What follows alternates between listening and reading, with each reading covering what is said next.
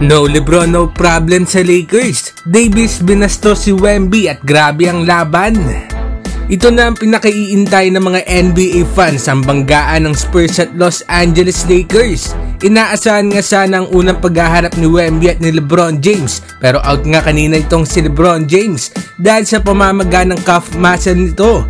Pero exciting pa nga rin ang game dahil nga sa pagtatapat ni Victor Wembanyama at Anthony Davis.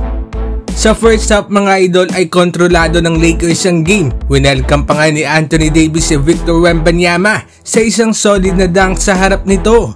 Na-hype naman dyan mga idol itong Lakers bench at ito nga rin si LeBron. Sa first half ay abante ang Lakers ang 13 points sa score na 63-50. Kitang-kita nga ang pagiging aggressive ni Davis with 24 points sa first half. Sa third quarter naman mga idol ay kontrolado pa nga rin ng LA Lakers ang laban hanggang umabot na nga ng 20 points ang lamang. Natapos nga ang third quarter 18 points ang lamang ng Lakers, 92-74.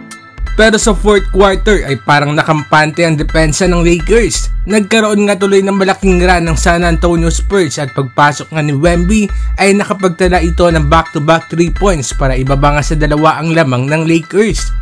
Sa dulo nga ay nauwi na nga lang sa free throw game ang laban at nanaig nga ang Los Angeles Lakers sa score ng 122-119. Nanguna nga sa Lakers si AD na gumawa ng 37 points and 10 rebounds. Simula NBA Cup Finals nga mga idol ay aggressive nga nilalaro ni AD. Kaya sa last 3 games ng Lakers ay nagtala nga ito ng average sa 38 points, 14 rebounds at 2 blocks per game.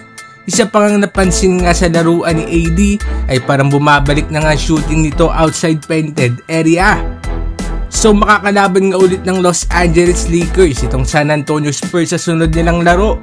At possible nga mga idol na maglalaro na nga doon si LeBron James. So may kita na nga natin finally siguro ang magiging tapatan nga ni Wembanyama at nito ni LeBron. Ano masasabi ninyo dito mga idol? Mag-comment sa baba at ating babasahin yan. Huwag kakalimutan na mag-like and subscribe para sa iba pang balitang NBA. Maraming salamat po.